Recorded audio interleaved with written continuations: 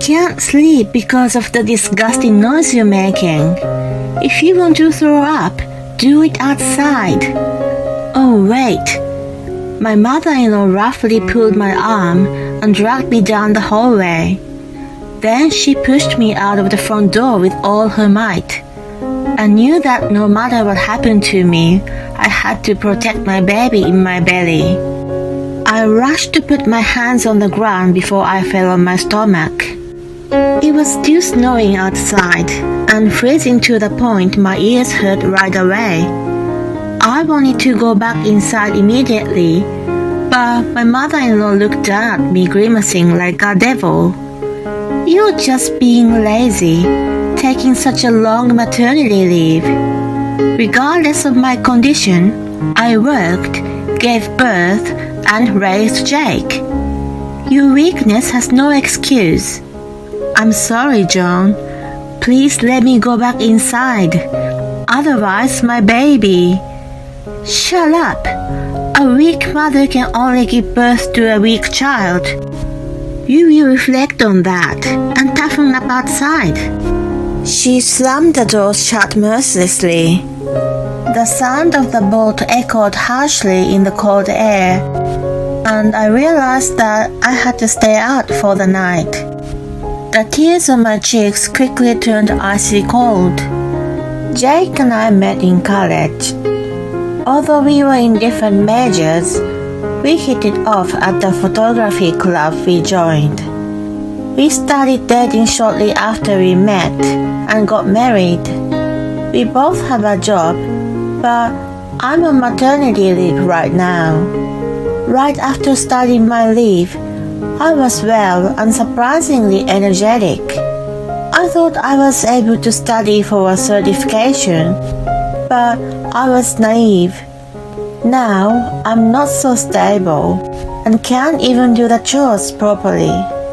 I was working hard at a full-time job before, so I'm sometimes disappointed in myself for being weak. Jake's been my number one supporter ever since my condition changed. He's been coming home on time almost every day.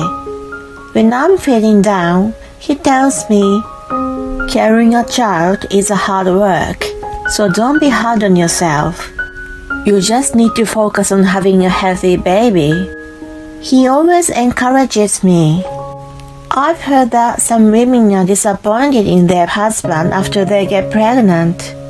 I'm the complete opposite, and I'm really happy to have married him. Then one day, "Sorry, I have to go on an overnight business trip. It's something I can't refuse.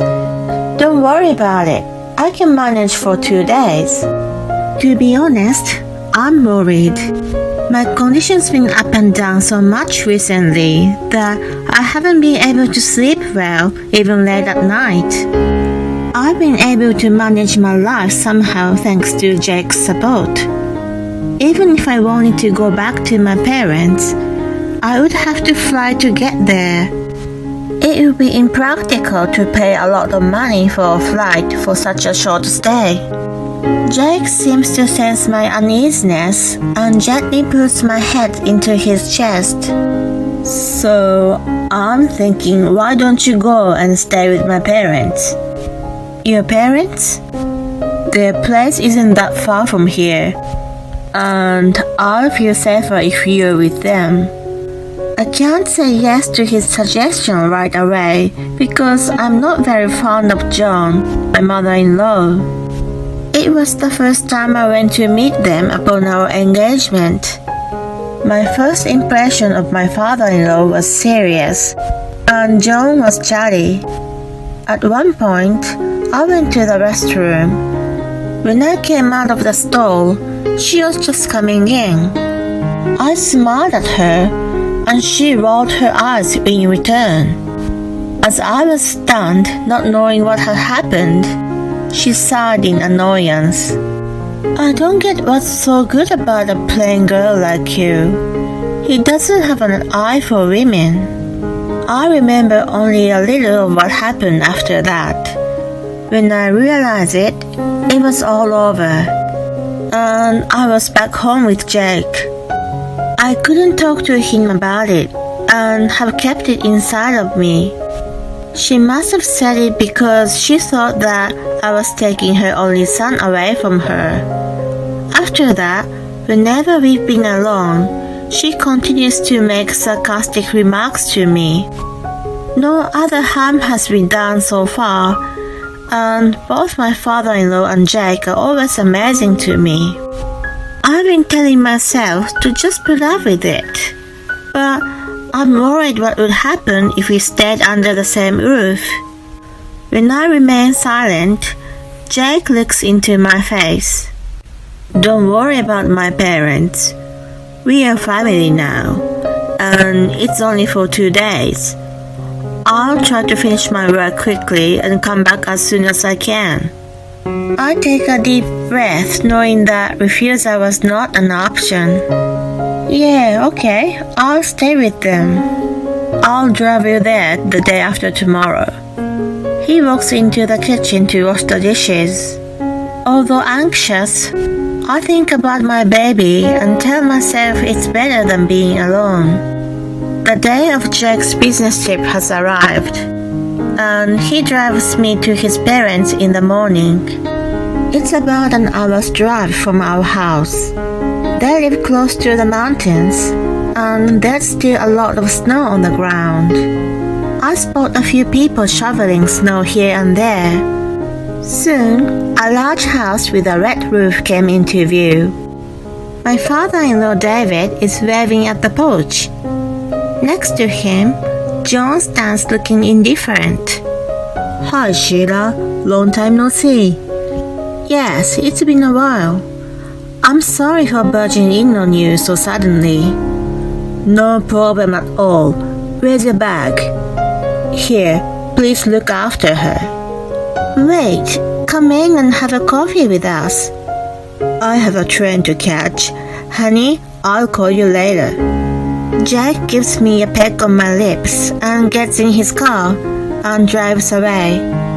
It's the usual gesture, but the look I get from John is ice cold. It's the worst possible start, but I have to get through it anyway. With a sinking feeling, I follow David and enter the house. Immediately, a wave of nausea came over me. I feel so sick that my head starts spinning.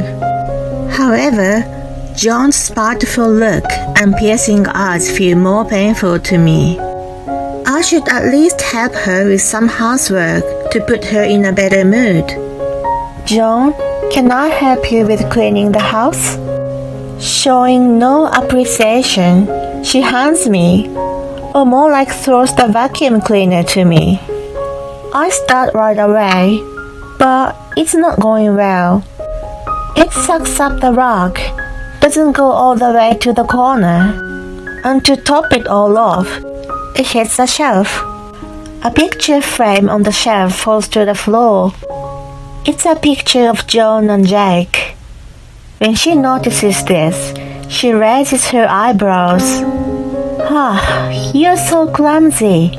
Can't you even vacuum properly? I'm sorry. Stop it, John.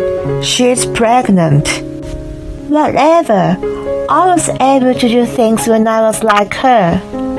Seeing her storm out of the room, David scratches his head. I'm sorry, Sheila. I'll talk to her later.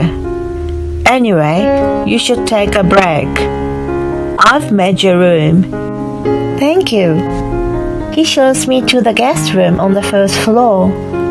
The bed is nicely made with a thick and fluffy cover on top, and there are many pillows. He must have prepared the room for me on the first floor out of concern of my condition. I thank him, who tells me he's going to shovel the snow, and gratefully crawl under the covers. As I doze off in the warmth, the door cracks open a little without a noise. I see a pair of glaring eyes peering through it. It's John.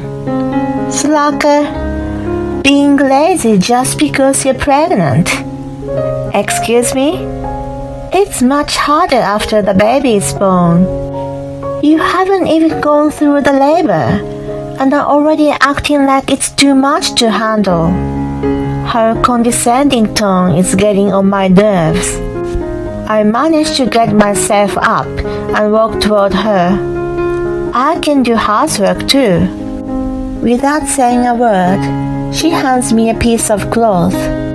Then she points to the hallway. She wants me to clean the floor. I know that doing such a thing with my current body will be quite a burden, but I have no choice. At first, I manage it with a bit of enthusiasm and desperation, but then it starts to get harder and harder. I slip and almost fall flat on my stomach, but I hold myself back with my hands. I really don't want to cause any stress to the baby. In the meantime, the nausea returns, and I rush to the bathroom. As I curl up holding the toilet bowl, I hear Joan's voice. "You useless! I'd rather you sleep than make a mess in my house." She disappears into the living room. I can't say or do anything, so I crawl back into my room. I shrink under the cover and try not to think about anything. Eventually, I fell asleep. It's the middle of the night. I wake up feeling nauseous and cower in the bathroom. David had left a sandwich and some tea in a thermal for me, but I can't even look at them. I gag and gag, but nothing comes out. Bitter saliva mixed with gastric acid spreads in my mouth, which only adds to the sick feeling. I'm crying and waiting for it to subside. Then I hear a heavy sound, like someone stomping down the stairs. The door to the bathroom, which I forgot to lock, opens suddenly. I can't sleep because of the disgusting noise you're making. If you want to throw up, do it outside. Oh, wait. Joan roughly pulls my arm and drags me down the hallway. Then she pushes me out of the front door with all her might. I knew that no matter what happened to me, I had to protect my baby in my belly. I rush to put my hands on the ground before I fall on my stomach. It's still snowing outside and freezing to the point my ears hurt right away. I want to go back inside immediately, but Joan looked down at me grimacing like a devil. "You're just being lazy, taking such a long maternity leave." Regardless of my condition, I worked, gave birth, and raised Jake. Your weakness has no excuse. I'm sorry, Joan. Please let me go back inside. Otherwise, my baby. Shut up. A weak mother can only give birth to a weak child. You will reflect on that and toughen up outside. She slams the door shut mercilessly. The sound of the bolt echoes harshly in the cold air, and I realize that I have to stay out for the night. The tears on my cheeks quickly turn icy cold. I think about where to get help, but I know it would be dangerous to walk around the unfamiliar place. It's pitch dark without many lights too. I sit down on the porch for now. I've been vomiting so much that I barely have energy left. I look around for something and see a storage shed in the corner of the yard. I manage to walk over to it and open the creaking door. Although it's cluttered inside, there's still enough space for me. As I sit, hugging my knees, my tears start rolling down again. I'm sheltered from the wind, but wonder if I would make it through the night. Even if I endure it, what would happen to our baby? As I sob, shivering in the cold, I hear the faint sound of a car in the distance. It's coming closer and closer and stops in front of the house. Thinking it might be Jake, I shout frantically, "Jake? Honey, help!" "Sheila?" Immediately the door opens and I see the stunned Jake. He immediately takes off his jacket and puts it over me. "What are you doing here?" "Sheila, Jake." I look up and see David running toward us in a panic. He's holding a flashlight in his hand. They take me inside the house and cover me with a thick blanket. David quickly prepares hot tea for me. My body is finally getting relaxed, but I can't stop thinking of John's face.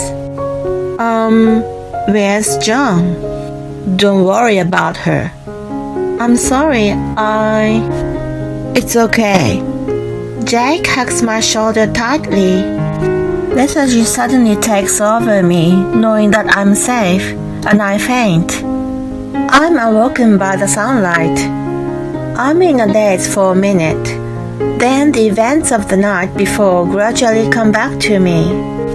Jake must have carried me after I passed out. I'm lying in bed. I open the guest room door with an uneasy feeling, wondering what happened after that. The first thing that jumps into my eyes is the sight of John sitting upright on the sofa. "Good morning." "Oh, did you sleep well?" "Yes, I did." Jake immediately comes next to me and gently hugs my shoulder. I sit down on the reclining chair as he urges me to do. John looks agitated. I scolded Mom. "I'm sorry, honey." "I want to apologize to you too. I'm really sorry." "It's okay now, but what about your business trip?" I explained the situation to my boss and asked him to make it a one-day trip.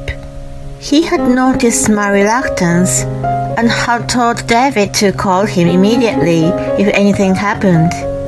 David had been somehow aware of John's attitude toward me and was watching us closely since I arrived.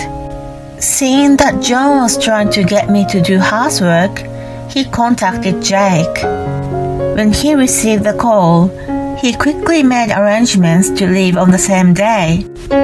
When David was awakened by a noise in the middle of the night, he came to check on me and found the guest room empty. He asked John, who was asleep, what had happened, and she casually told him that I had gone out for a walk. He went outside in a panic to look for me. "I'm really sorry, honey. If I had been more careful." "You're overreacting." "You still talk like that?" "What is the problem?" "Stop it, Mom. If you don't show remorse, I'll go to the police." "That's right. What you've done is a crime. I can't live with such a person anymore. Do you understand what I mean?" As they scold her, John starts apologizing in tears. It must be painful to be blamed by her beloved husband and only son. I keep quiet as I rub my stomach. A few months later, we are visiting my in-laws with our newborn daughter. David welcomes us with all smiles, and John stares awkwardly at us. In the end, they decided to remain together.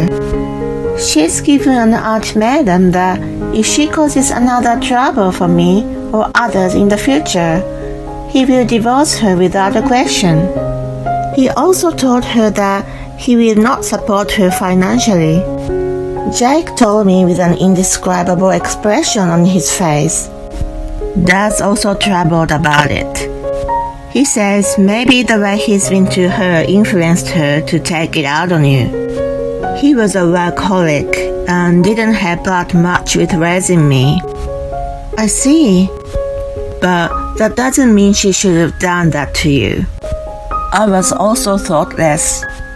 I thought that since we are now a family, everything would be fine, I'm really sorry." He looked like he was about to cry, but it was not his fault at all. He made that decision because he cared about me and trusted his parents.